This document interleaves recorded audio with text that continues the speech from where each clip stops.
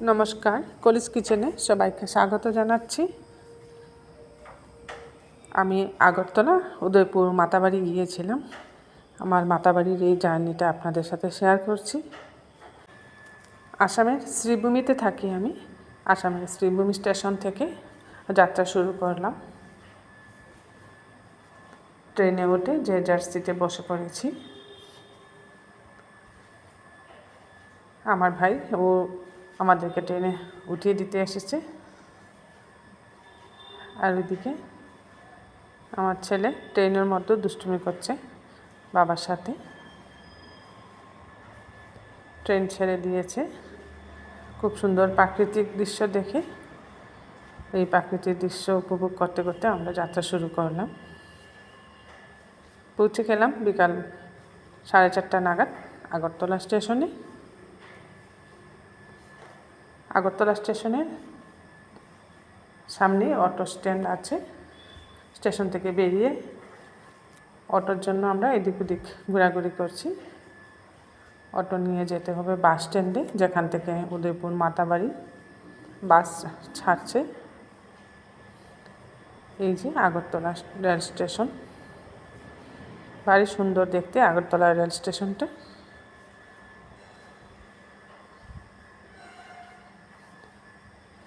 স্টেশনের এখানে স্ট্যাচু বানানো, খুব সুন্দর নানা রকম স্ট্যাচু।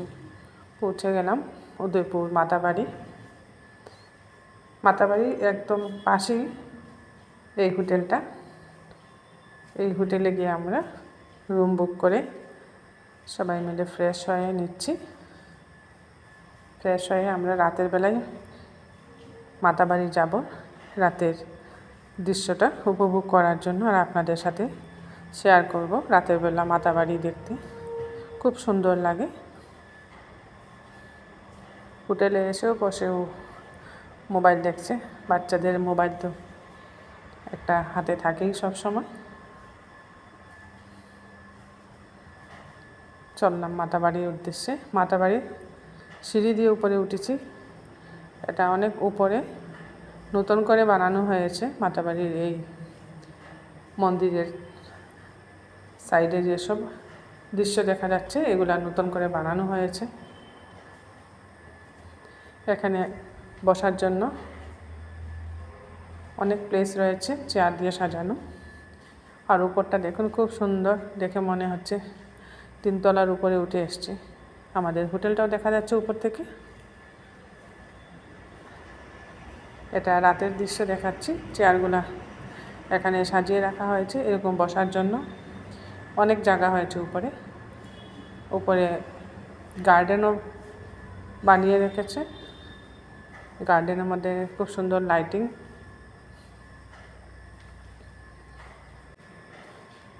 আমরা যেই দিন গিয়েছিলাম মাতাবাড়ি ওদিন রাতে অমাবস্যা ছিল, মায়ের পূজা। অমাবস্যাটা পরের দিনও ছিল, তাই ওদিন রাতে আমরা মায়ের পূজা না দিয়ে পরের দিন দিয়েছি। আর রাত্রেবেলা উপরে গিয়ে মায়ের মন্দির দর্শন করলাম। আর উপর থেকে দেখুন 2nd ফ্লোর, গ্রাউন্ড খুব সুন্দর দেখা যাচ্ছে।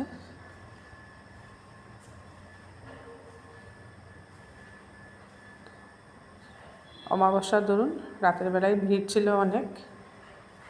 একটা আম গাছ, এখানের মধ্যে অনেক লাল লাল সুতো বাঁধা। ভক্তরা এসে এখানে মনস্কামনা পূরণ হওয়ার জন্য সুতো বেঁধে যায়। এটা হচ্ছে মায়ের মন্দির। এখানে সব দিনই অনেক পুণ্যার্থীর আগমন ঘটে। আর অমাবস্যা থাকার জন্য খুব বেশি এখানে ভিড় হয় রাতের বেলা, যেহেতু রাতের নিশি পূজা হয় মায়ের।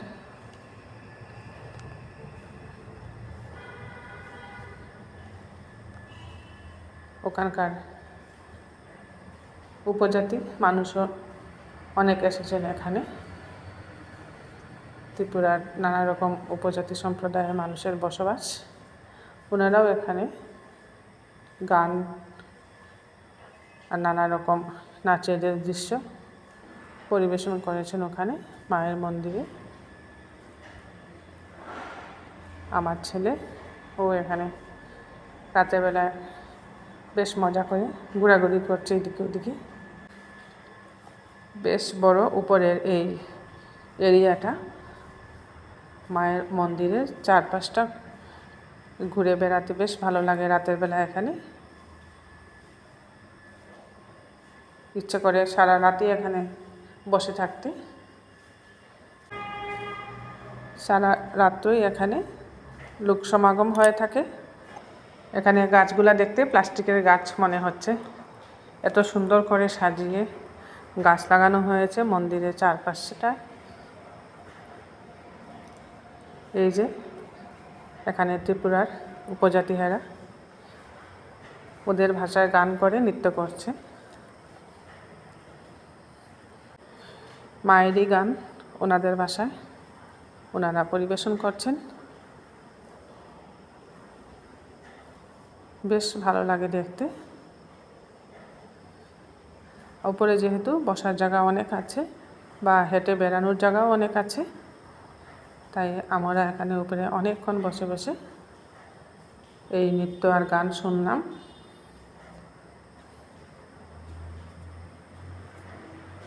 আমার ছেলে তো ঘুরে বেড়াচ্ছে, ওর তো এখানে এসে বেশ ভালো লেগেছে। এখানে দিন না রাত তো কিছুই বোঝা যাচ্ছে না, আর উপর থেকে নিচের দৃশ্যগুলো দেখতে খুব সুন্দর লাগে। মন্দিরটা অনেক উঁচুতে, আমি আগেই বলেছি প্রায় 3 তলার উপরে হবে আমরা উঠেছি এখানে। আর এই দৃশ্যটা আমি সকালবেলা দেখাচ্ছি আপনাদেরকে। আমি যে হোটেলে ছিলাম সেই হোটেল থেকে দেখুন সকালবেলা খুব সুন্দরভাবে মায়ের মন্দির দর্শন করা যাচ্ছে। এই যে সিঁড়ি, এরকম এদিকে 2টা সিঁড়ি রয়েছে, অপোজিট দিকেও 2টা সিঁড়ি আছে। এই সিঁড়ি দিয়ে উপরে উঠতে হয়। আর লাল মন্দিরটা হচ্ছে শিব মন্দির, আর এটা হচ্ছে মায়ের মন্দির। আমরা সবাই স্নান টান সেরে পুজো দিতে যাচ্ছি। যেহেতু অমাবস্যাটা ছিল পরের দিন বিকেল পর্যন্ত, তাই সকাল সকাল গিয়ে পুজো দিচ্ছি। আমার ছেলে ওর বাবা মিলে এখানে ফটো উঠছে। এটা দুপুরবেলার দৃশ্য। দুপুরবেলা মায়ের মন্দিরের চারপাশটা আপনাদেরকে দেখাচ্ছি। অনেক রৌদ্র এখানে, এত রোদ টেম্পারেচার এখানে ছিল। উপরে যে মার্বেল লাগানো ফ্লোরে হাঁটা যাচ্ছিল না, তাই মধ্যে মধ্যে এখানে কার্পেট বিছানো আছে। কড়া রোদে হাঁটা যায় না, মার্বেলগুলো গরম হয়ে যায়, কার্পেটের উপর দিকে হাঁটতে হয়। এই যে এটা দেখে মনে হচ্ছে একদম গ্রাউন্ড লেভেল, কিন্তু এটা গ্রাউন্ড লেভেল নয়, 3 তলার উপর এইভাবে গার্ডেন বানিয়ে রেখেছেন ওনারা।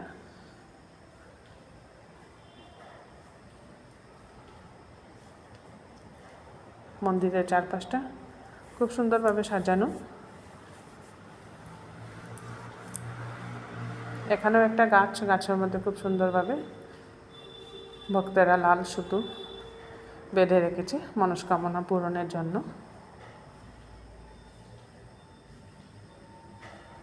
দুপুরে প্রচণ্ড রোদের তাপ, তাই মানুষজন একটু কম ছিল, সবাই শেডের মধ্যেই বসে আছে।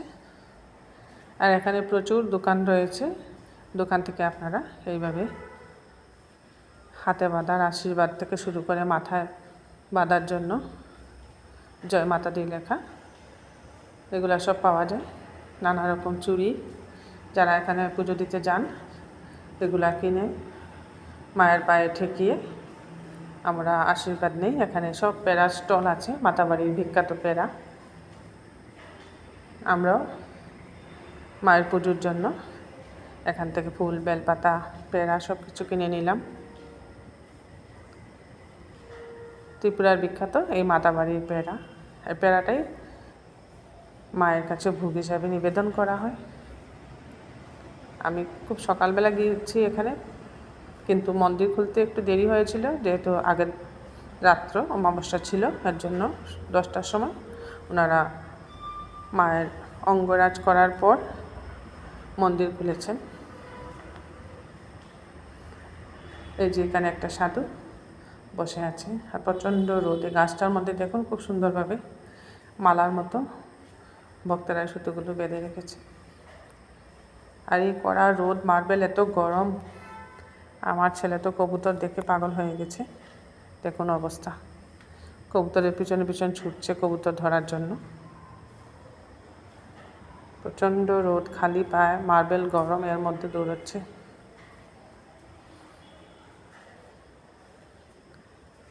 ভয় পাচ্ছে কাছে গিয়ে ধরতে যখন কবুতরগুলা উড়ছে।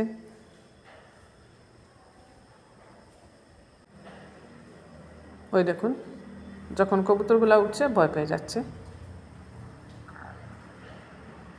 এই কবুতরগুলো এখানে যারা মনস্কামনা করে যান, মনস্কামনা পূর্ণ হওয়ার পর ভক্তরা এগুলা এখানে মার উদ্দেশ্যে ছেড়ে দেন।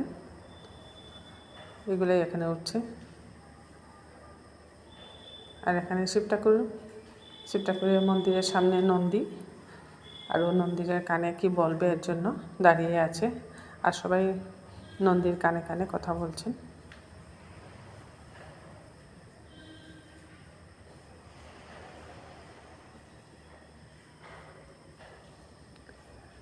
ওরা চান্স হচ্ছে না, একজনের পর একজন এসে নন্দীর কানে কথা বলছে।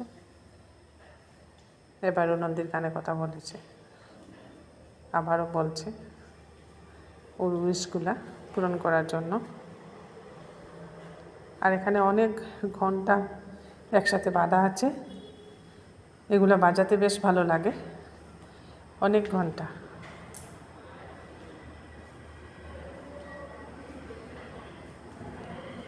বেশ ভালো লেগেছে এই মায়ের মন্দিরে এসে। এটা জাগ্রত মায়ের মন্দির, উদয়পুর মাতাবাড়ি। আর এই নিচে একটা বড় এখানে লেক আছে মায়ের মন্দিরটার ঠিক নিচে। এটার মধ্যে অনেক পুরনো বড় বড় কচ্ছপ আছে। এই যে দেখছেন কচ্ছপটা, কচ্ছপগুলোকে যখন খাওয়ান দেওয়া হয়, ও বিস্কিট দিচ্ছে, আমার ছেলে বিস্কিট কিনে নিয়েছিল, বিস্কিট দিচ্ছে, তখন কচ্ছপগুলা আপনি উপরে চলে আসে।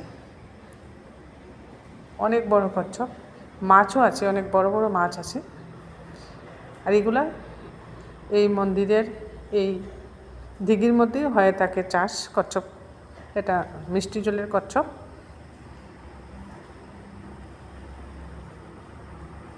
এই কচ্ছপগুলো এখানকার অনেক পুরনো কচ্ছপ।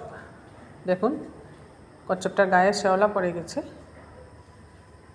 আর যখন ওদের মায়ের কাছে যাওয়ার আদেশ আসে তখন অবাক হয়ে যাবে, কচ্ছপগুলা কিন্তু অনেকগুলা সিঁড়ি বেয়ে মায়ের মন্দিরের উপরে উঠে আসে। অনেকগুলা সিঁড়ি, কী করে যে এতগুলা সিঁড়ি বেয়ে মায়ের মন্দিরের উপরে উঠে আসে যখন মায়ের ডাক আসে ওদের। কি সুন্দর বিস্কিট নিচ্ছে।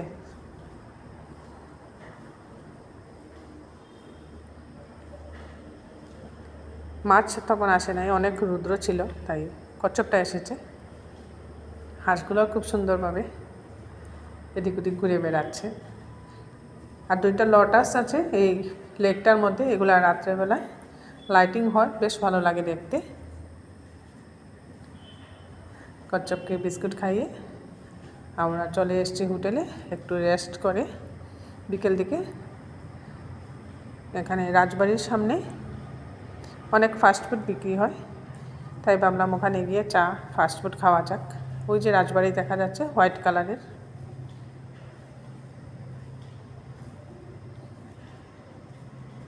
ও রাজবাড়ির সামনে ফাস্টফুড খেয়ে আগরতলা শহরটা একটু ঘুরে নিচ্ছি। তারপর আমরা চলে যাচ্ছি, আমরা উদয়পুর ছেড়ে আগরতলায় এসেছি বিকালবেলায়। আর আমরা এখানে এসেছি, এটা হচ্ছে আগরতলার জগন্নাথ বাড়ি। জগন্নাথ বাড়ি মন্দিরে এখানে থাকা খাওয়ার খুব ভালো ব্যবস্থা। আমি যখনই আগরতলা যাই তখনই জগন্নাথ বাড়িতেই থাকি। ওদের নিরামিষ খাওয়া দাওয়া বেশ ভালো লাগে। এটা হচ্ছে প্রবেশদ্বার, এই হচ্ছে জগন্নাথের মন্দির। সব সময় ভজন কীর্তন হয়ে থাকে এখানের পরিবেশটা খুব ভালো, মনটা একদম ফ্রেশ হয়ে যায়। এই দেখুন মন্দির প্রাঙ্গণ, এই সাইডে হচ্ছে থাকার ব্যবস্থা। এখানে প্রচুর থাকার ব্যবস্থা আছে, এখানেও আছে। মন্দিরের পিছন দিকে একটা বড় লেক আছে, লেকের পাড়েও থাকার ব্যবস্থা আছে, অনেক রুম আছে। এটা হচ্ছে নাট মন্দির, এখানে ভোর কীর্তন, সন্ধ্যা কীর্তন আর সারাদিন নানা রকম পাঠ কীর্তন হয়ে থাকে। এটা হচ্ছে জগন্নাথ মন্দিরের চূড়াটা। এটাই হচ্ছে মেইন মন্দির।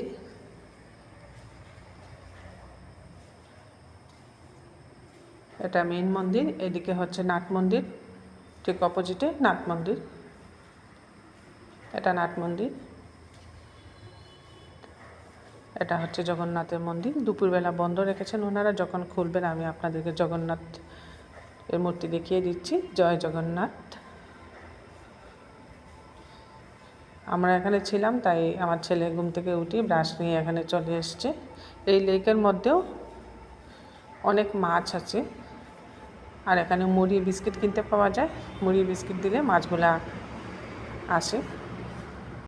আমার এই উদয়পুরে মাতাবাড়ির ভিডিওটা আপনাদের সাথে শেয়ার করে নিলাম। আপনাদের ভালো লাগলে একটা লাইক করে দিবেন, অবশ্যই সবার সাথে শেয়ার করবেন।